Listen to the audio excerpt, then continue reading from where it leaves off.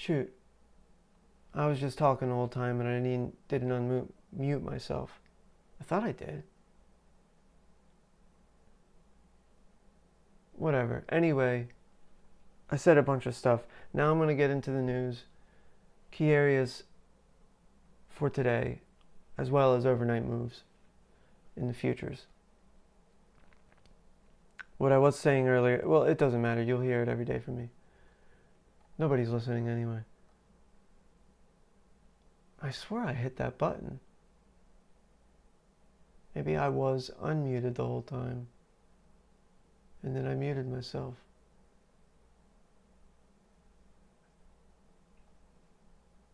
All right. Events today. No consumer price index. Even though the government's now officially back doing whatever the heck it is they do, that stuff won't start coming out till next week. I wouldn't trust it anymore. I wonder if it ever could be trusted.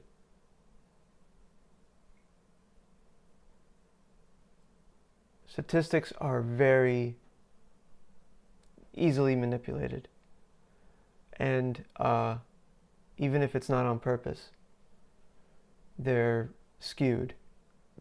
Even if you want to do your best you possibly can to make sure there's no influence in them, they often fall far from the truth.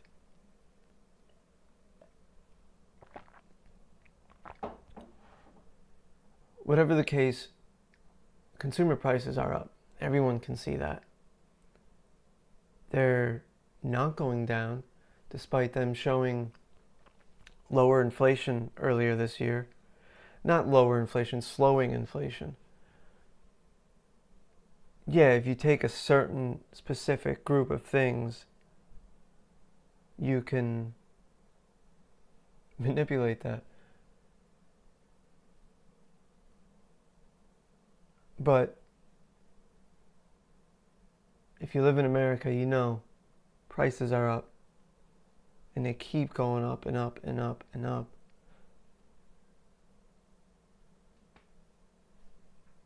And now healthcare is going up.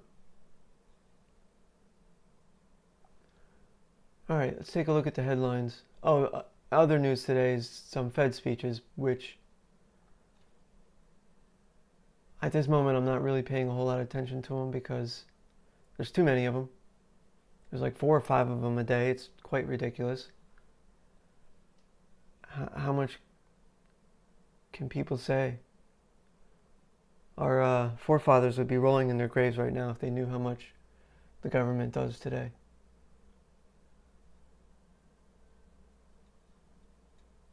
What can you do? It's kind of the path of all governments, eventually. They become too entangled in themselves and eventually crumble one way or another. All right, that's depressing. Let's move on.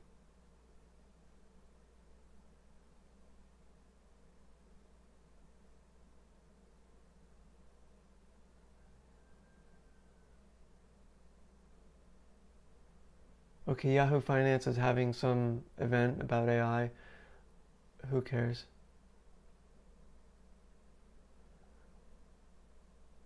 The latest from, what is YF? Yahoo Finance Invest. L. Arian, whoever that is, says AI is rational bubble. I love how these people just try to make names and define things, and they get paid a lot of money to just bullshit us.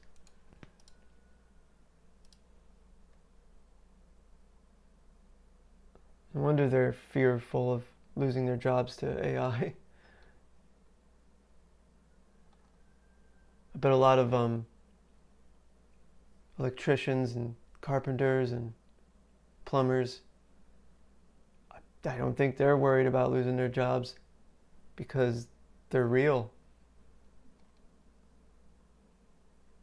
All right, let's see what this guy meant by rational bubble.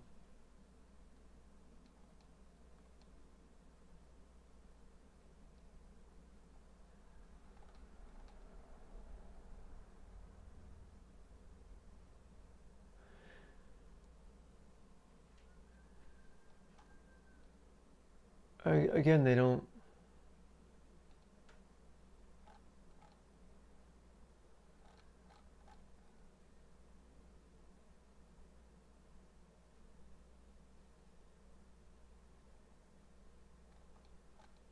All right, I guess we'll go through this.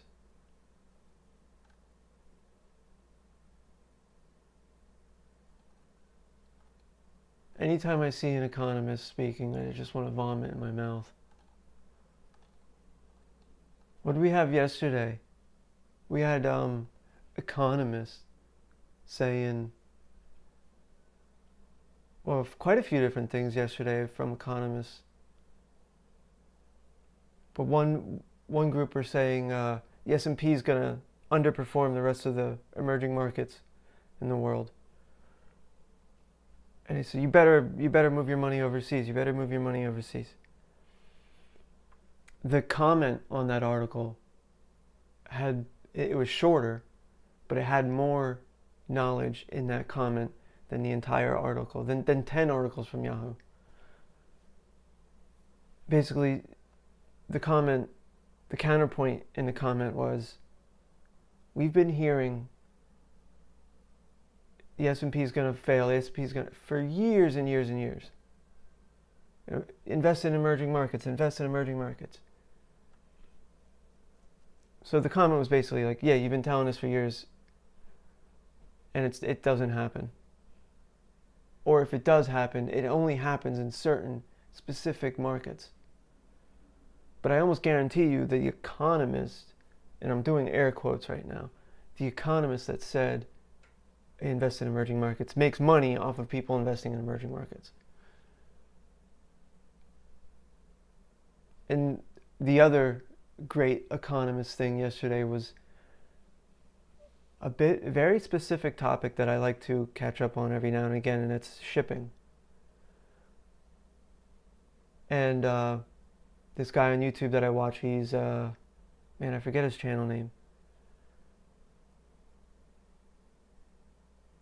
but he's good. He knows everything about shipping. He was looking at an article written by some economists with long letters behind their name from, again, I'm doing air quotes, great schools. You know, the Yale, the whatever. It doesn't matter, because what they said was, I mean, a 12-year-old could see it was dumb. It was all about manufacturing in this country. And the argument was for shipbuilding, that America should focus its resources on shipbuilding just warships and forget about building a merchant marine fleet. Again, the rationale was dumb. It's like, we have a limited pool and we better put it towards one thing. When, if you look back in history, I think the only reason we won World War II was because years before that war, we ramped up investment in our merchant fleet. We were able to supply our troops endlessly, beyond anything Germany could do on their home turf, because of this giant merchant marine fleet. It's really silly. It's a silly argument, and I don't know why. I don't know why so many of them, there's got to be incentives behind it. But I'm rambling. I'm not giving a good overview of it either. All right, let's read some of this crump.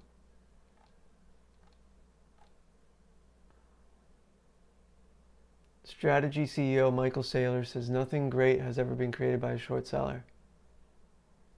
Again, a very dumb thing that a very rich person said. I don't know. I don't know how they come up with this garbage. How can you be a strategy executive chairman of something and not know the value that short selling brings to the markets? He might be misquoted here.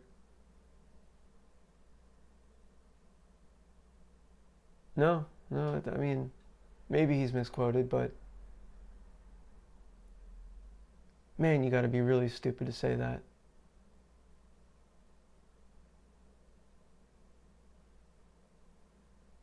Anyway, he said, nothing great has ever been created by a short seller, Saylor said at Yahoo Finance Invest on Thursday. I don't really think about Jim Chanos, he said. I think that there'll be some skeptics. They don't really appreciate what Bitcoin is doing. They don't understand digital capital. They don't understand digital credit. I don't think you understand it, Mr. Saylor.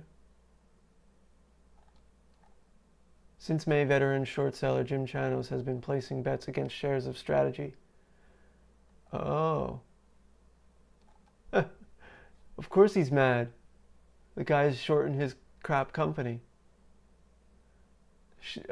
Placing bets against shares of Strategy, which pioneered the corporate Bitcoin treasury model that has since been adopted by other companies.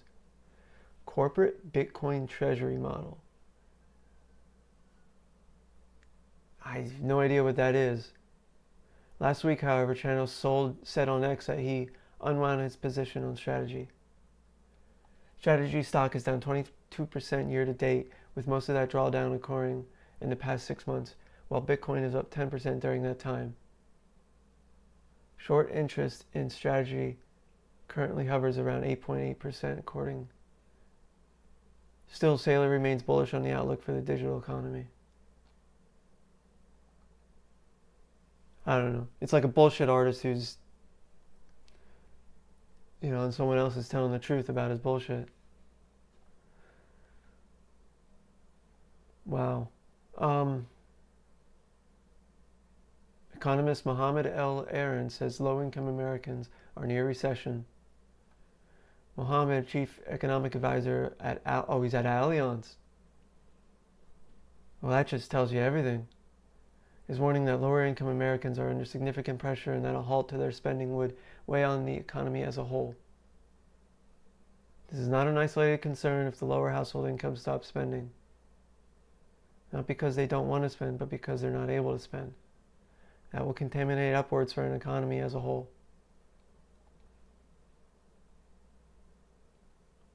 The economy has become increasingly bifurcated as higher income consumers continue to spend while lower income households have been forced to pull back.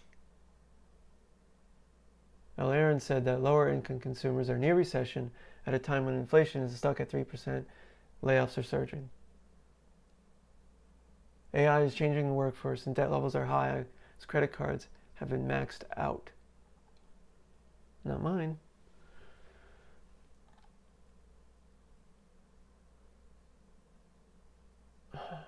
It's better to reform from the inside. First of all, let's look at incentives.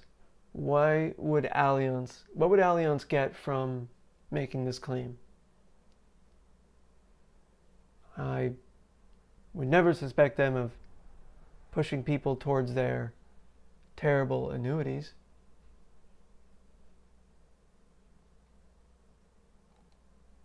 I don't know. All right, let's see what he said on the Fed. Economist Mohammed L. Arian argued for more reforms at the Federal Reserve, which he said went to sleep on the inflation issue. Is he going to elaborate? There are many best practices from the rest of the world that we should be looking at more seriously. And there's a lot of hard questions that we need to ask, including what is the right inflation target in a structurally changing economy? Are you going to say what's wrong? Arian comments come as the Federal Reserve remains divided on the issue of inflation and whether the softening labor market is becoming a bigger risk to the U.S. economy. Currently, at least 3 Fed officials, including Bowman, have expressed interest in instituting a range for the Fed's inflation target instead of the hard 2% target. What does that change? Changes nothing. They're just going to keep printing money.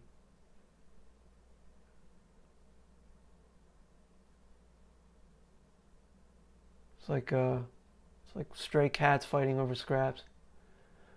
One way L. Aaron sees change happening to central bank is through President Trump's decision on the next Fed chair, who will replace Powell in May. Oh, he's sucking up to Trump already.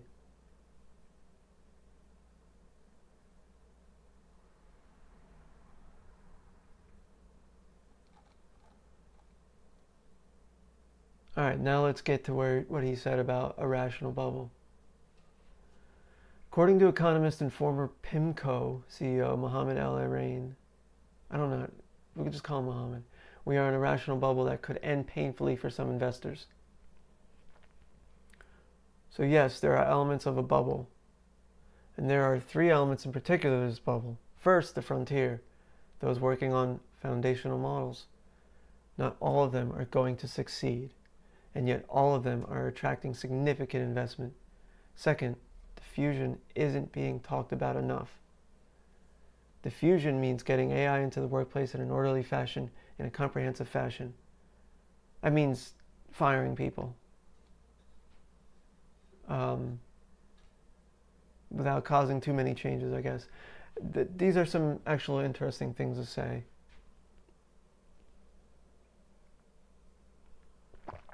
The third aspect, like the dot-com bubble, is companies simply putting a label on what they do and attracting investment. Well, that label today is AI.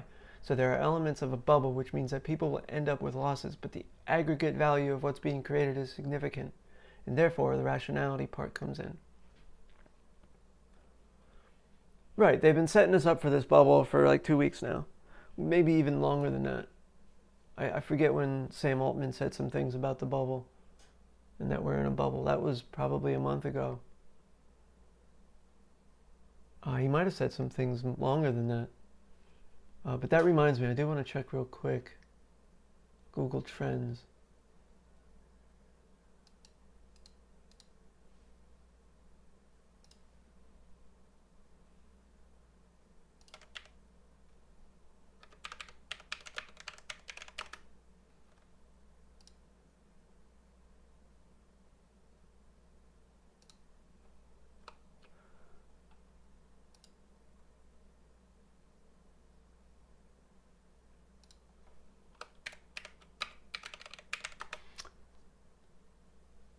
Alright, I can't put this over to the screen, but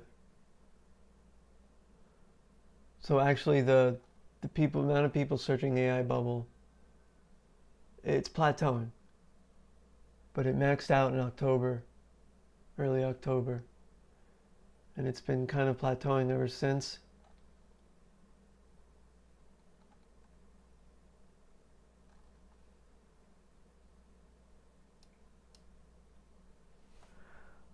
Let me look up market crash.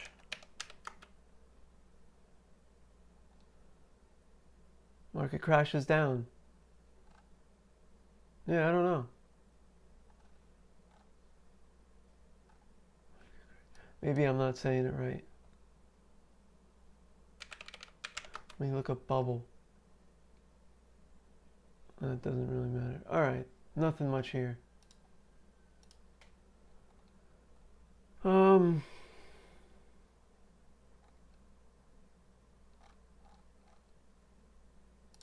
Let's read some comments. Maybe there'll be something good here.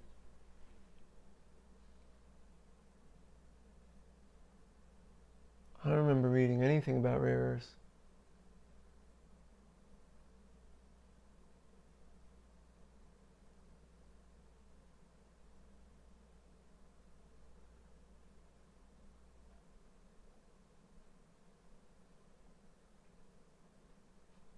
Alright, so this person's, his opinion would carry more weight if he were to talk dollars, because if OpenAI fails financially, not AI development, there will be tremendous repercussions. People are investing in AI based on faith alone. Faith is something that doesn't belong in finance. I would counter that with it's not just faith. There's promise in AI. Not near as much promise as they think, though. Rational bubble is that like necessary manslaughter, and we need to suspend democracy in the name of saving democracy? Didn't know El-Erian turned into a Desi. I don't know what that is. All right, and it just devolves into a bunch of political stuff. I don't know what to do today with people blaming good and bad things on the president. Like he's really controlling every little tiny aspect of the world. The economy has so many inputs. The president couldn't be involved in that many. Yes, some of his tweets do cause shocks. But you can't say he's the reason for this or reason for that. He's not the reason it went up. He's not the reason it went down. The American people is the reason. The value of companies is the reason. It's like when oil goes up $1. I don't know. I don't understand. It's a problem with social media. Social media gears us to think very simply. To be idiots. It wants us to be idiots. Because propaganda can best be adapted to people who think one way.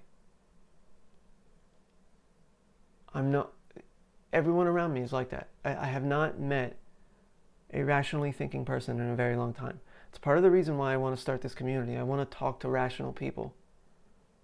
Because everyone around me are told how to think. And they just repeat to me how they were told to think. Not just how to think, but what to think about something and how to feel about it. It's like nobody asks questions anymore. All right, that's ran over. This is depressing. I don't want to look at news anymore. I'm done. Let's get back to trading. Let's take a quick look at the Fed Watch tool.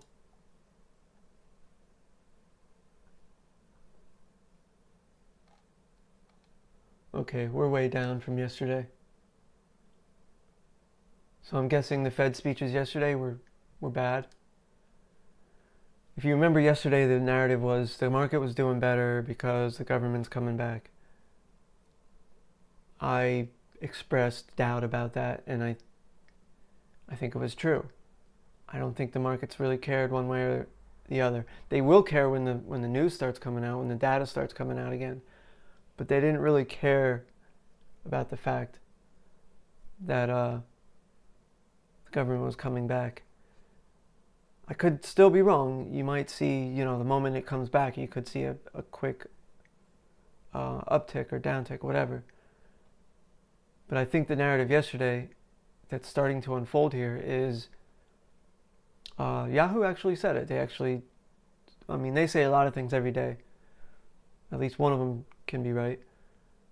Investments broadening out into other companies. That's why you saw the Dow make new highs. It's pretty simple to see if you just look at the charts. Speaking of that, let's look at the charts.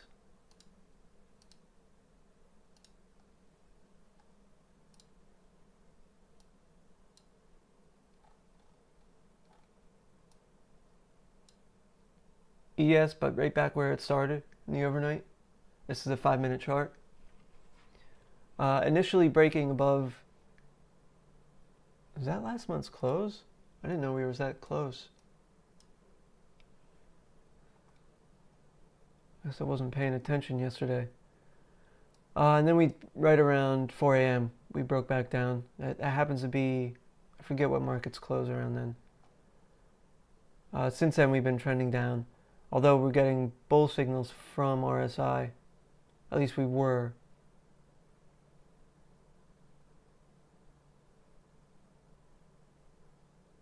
I've not yet learned how to read false signals in RSI. I guess it would have to correspond with price action.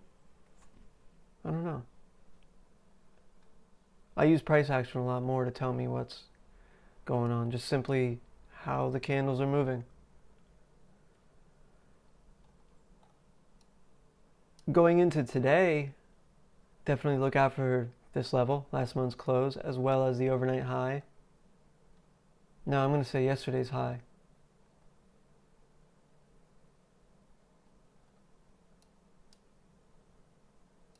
I don't really have much predictions for today.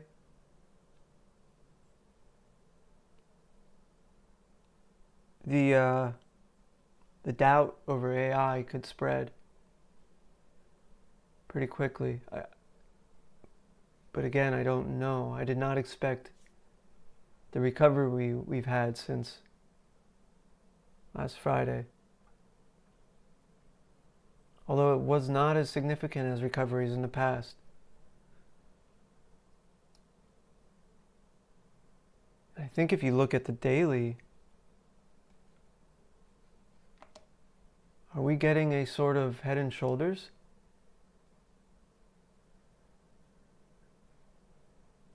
If you look, I don't know how to draw these. Yeah, here we go.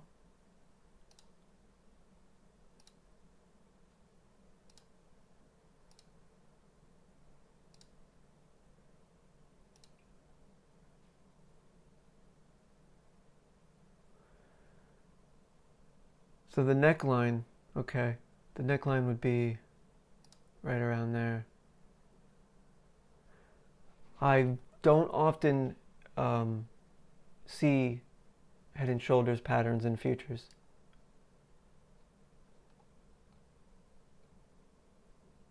It's kind of rare. It's kind of rare altogether today.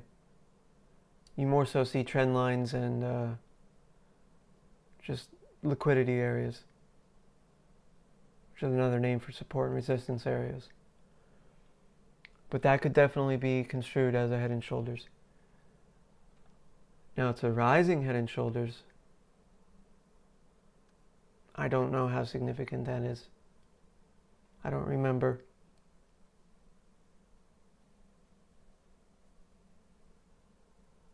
But I think people will be looking at this area. I'm going to leave that on the chart for now, just as a reminder.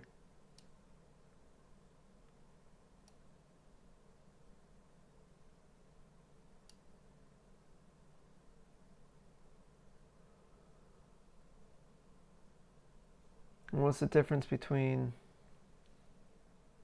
No,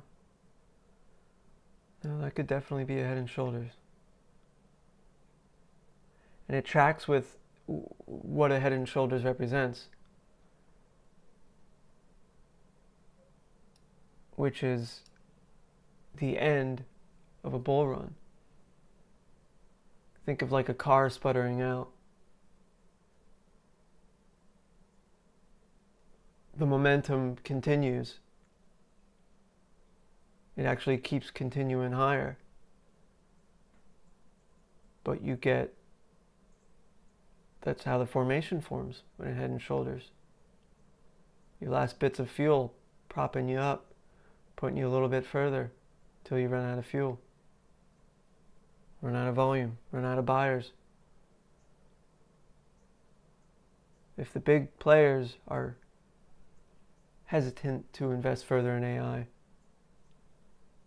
I think everyone else will follow. Again, I could be wrong. I often am. That's why you gotta hedge. That's why you gotta put in your stops. All that. All right, let's take a look at the NASDAQ in the 5-minute. A bit weaker, although very, very similar to the ES. But on the NASDAQ, we are nowhere close to last month's close. And I would say this is the daily. I go back between the daily and the 5-minute.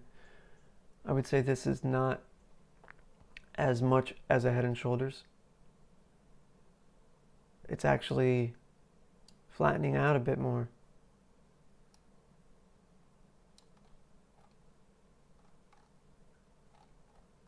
Maybe you could draw it Although I am curious how it looks on the weekly. If you see a head and shoulders on the weekly, that's usually significant. That's actually where you see them most. We're talking, they form over a whole year. I don't have the continuous contract up, so that's not going to work. Never mind. I'm a scalper. All right. Right now we're stuck near pivot point at 25,520, which right below that is yesterday's low. We'll see what happens there. All right, Russell. Russell actually trending a bit lower than the rest after a... no, it was the Dow that did pretty good yesterday. Yesterday, yeah, the Russell crashed after getting near last month's close. I was trying to enter a trade, but it didn't even hit. That would have been a great trade. But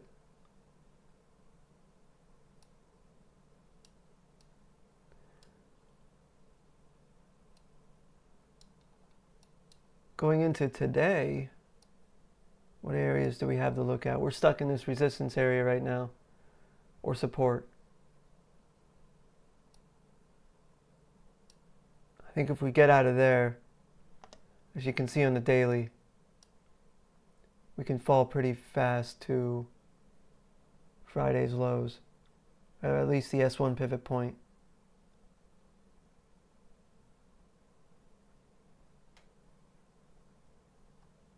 We'll see. Also getting bullish signals on RSI as it heads lower. Another bullish signal forming right now, which is interesting.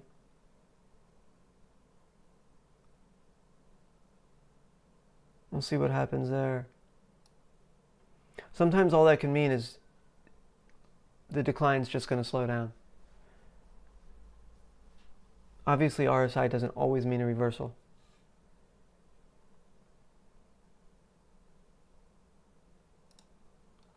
All right, after a great showing yesterday in the Dow, which I'd have to say most of the buying was in the beginning of the day, the trading day. After that, it was mostly flat. But the overnight trying again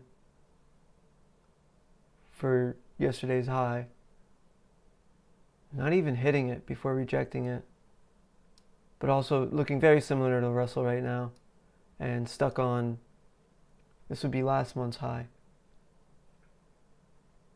That's a significant area going into the open. Look out for that. The session open in the opening range low, not as much. Yesterday's low, yeah, take a look at that, but also this huge resistance area we're in. Expect some chop in here.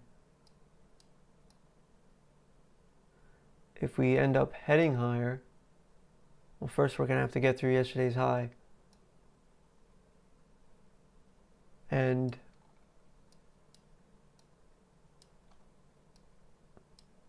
when we broke the high yesterday, when yesterday broke last month's high, it did it quite suddenly. And I was a little confused by it, and I still am. I started making lists of the largest scanners, more or less, of all the companies in the Dow and their volume, relative volume, price change, all that. And I can see which companies would have been leading that. And it's not a single one of the tech companies that led that. And even the companies that were leading that were not doing well enough to warrant this type of move, which is why you saw it fade lower and is now fading lower even still. That is an idea for trading in general, is so futures don't always match exactly their indice. Let's take a look at that right now. We'll see if any significance to that.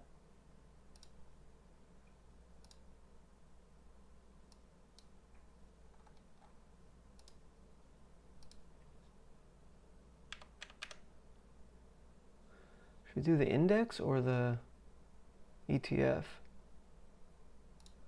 Let's do the index.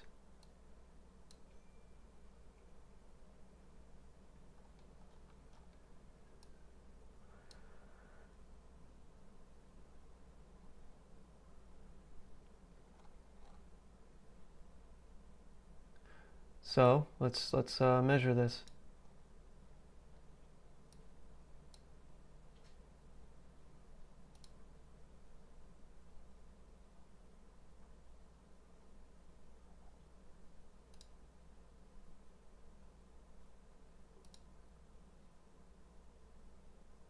.82% rise in a half an hour.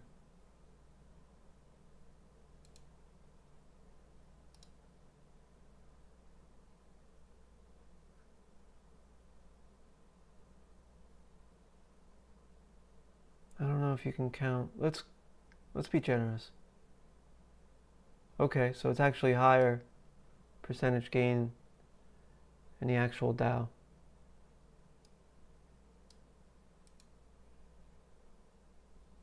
So what I was getting at was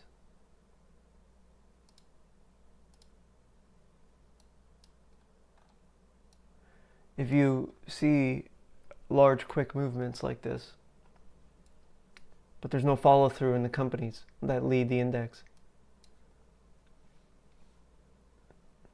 it might be a good place for a short, or the other way around. I want to write that idea down real quick. But I'll finish up here first. I only have a few more to go. Gold trending up in the overnight.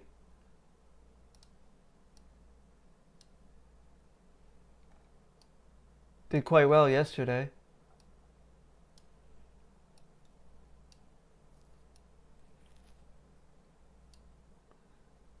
Right now is making an attempt to go lower at the current month. Well, that's not current month high anymore, but that was the high. So that would have been yesterday's high. And yesterday's close. Which again are off from, so that close is the settlement. And I had this issue yesterday where it placed the settlement from yesterday far below the close, actual candle close price. I meant to ask, I don't know even where to ask that question. I don't trust AI. I wanted to ask why, because the equities markets don't really have that. It might differ a little bit, but the settlement is usually very close to the 415 close.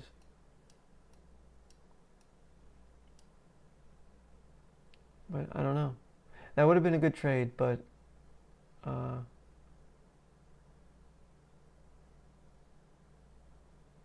don't know.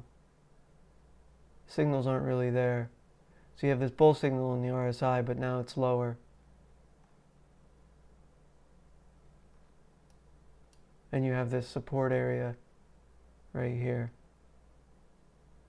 I should have made it anyway. Yeah, well, too late. Going into today with gold,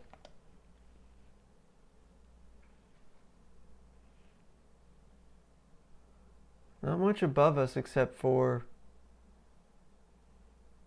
this huge area of resistance, which was built up on the highs, and then the R1 pivot point. If we head lower, then we have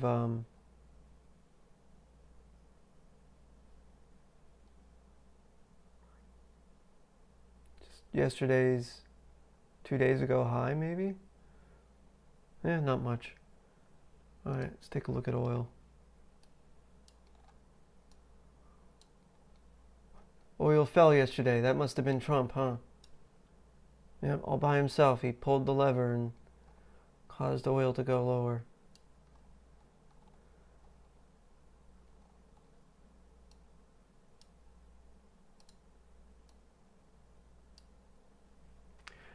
Recovering a bit in the overnight after making new monthly lows. No, maybe they weren't new.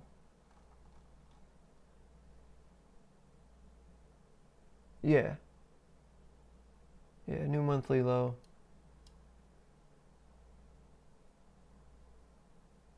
It stuck to that area though, and is now recovering a little bit. It is now stuck around yesterday's opening range low. That could point to maybe moving a little bit lower yet, or at least making another try at the current month low, which is the overnight low. All right, let's take a quick look at Bitcoin. Again, I have not set up the chart correctly. I'm still undecided on what I want to trade, what exact product of Bitcoin I want to trade, or even if I want to. But last night, we covered quite a bit after a mostly down day yesterday.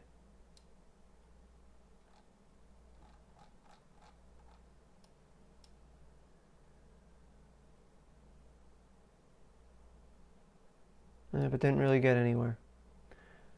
Alright, let's check the VIX, and then I'm out of here. VIX is still trending up, kind of, in the overnight. A lot more, though, than Tuesday and Wednesday.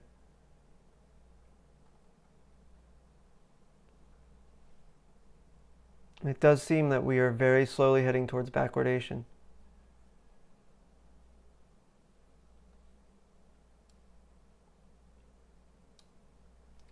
But that's all I got today.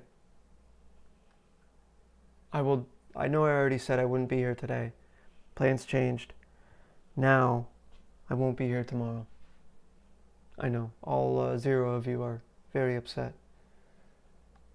Monday, I will be back. I think so. What day is Monday?